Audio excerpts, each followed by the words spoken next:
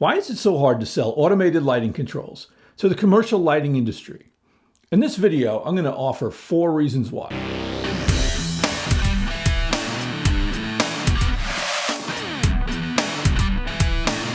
Welcome, lighting industry professionals. My name is Greg Galluccio, and this is the Lotivo video series. In this series of videos, we leave the tech talk to the tech heads, and we take a look at the inside story on business challenges that face the lighting industry. Right on the heels of the great LED conversion was the idea that automated lighting controls were going to be the next big thing. Both controls and fixture manufacturers invested tens of millions of dollars into developing their own proprietary systems for automated lighting control. And while we thought the pace of the market was going to look like this, what we really got was this. So why is it so hard to sell automated lighting controls into the commercial space? There are many reasons, but we're going to pick 4. Let's go take a look.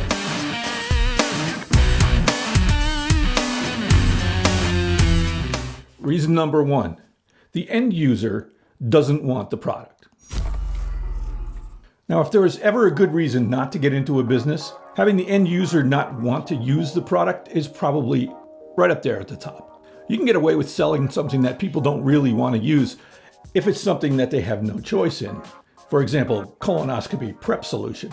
But when it's just as easy or easier to turn a light on, off, or dim it with a switch than it is with a control panel, it's a much harder sell. The first time there's a business meeting where a presentation is to be given to a very important client, and the presenters can't get the lights to dim correctly, will be the last time that automated control system is ever used. If you're lucky, they'll just bypass it, as opposed to ripping it out of the wall and sending it back to you. The people who live, work, and play in the commercial space want to do only 3 things with a lighting control: on, off, and dim. Of course, automated lighting control systems can do all kinds of interesting things. They can do scheduling, color tuning for circadian rhythm, energy reporting, asset tracking, and space utilization reporting. But those are all things that are requested by other people. If the lighting control panel looks like the inside of a 747, then you've over-designed your user interface. Clearly, the solution to this problem of end-user frustration is to make sure that your user interface is simple, intuitive, and easy to understand. However, even if you do that, there's another layer of resistance that you could encounter. And that is if your system is difficult to install or commission, contractors and installers are going to push back on it. Let's move on. Reason number 2, wireless communication sucks.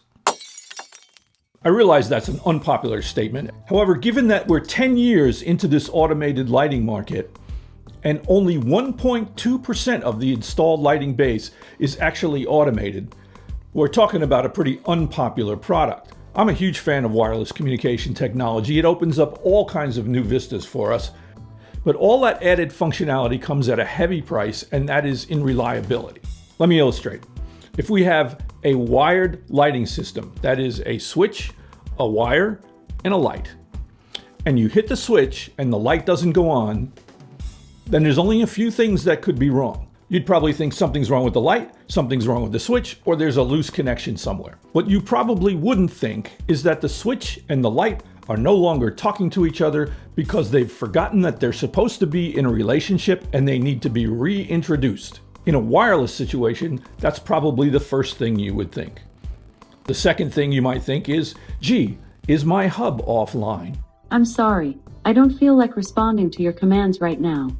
Did the internet go down? Have I paid my subscription fees? Is something interfering with my system?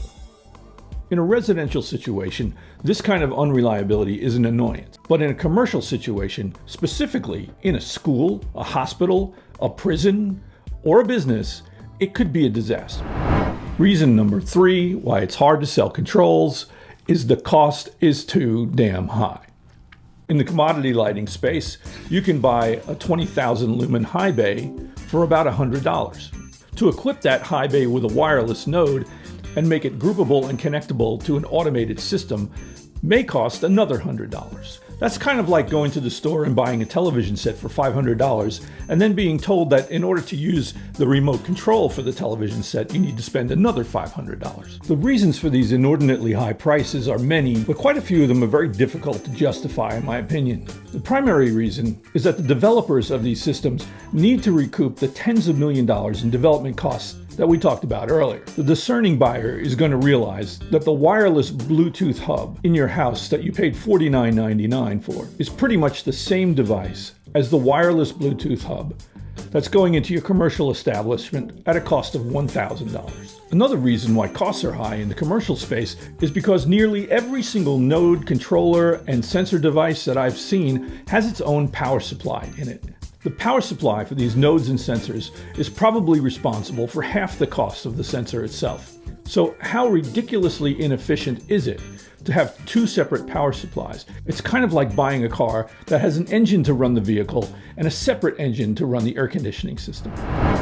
The fourth and final reason why it's hard to sell controls in the commercial lighting space is because there is no interoperability.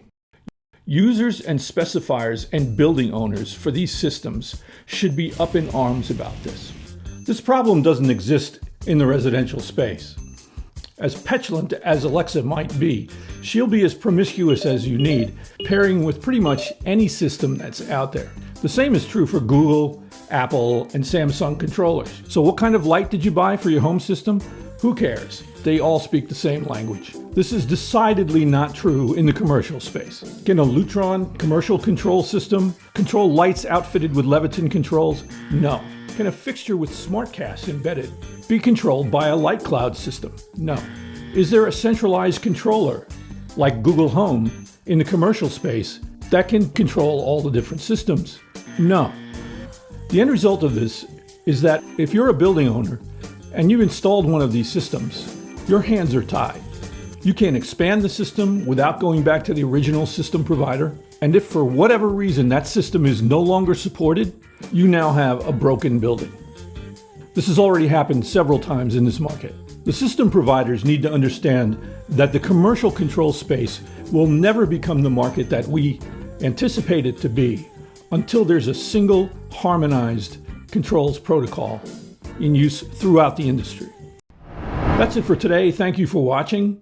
If you enjoyed this video, please subscribe to my channel. And if you'd like to be notified when new videos come along, please ring the bell below.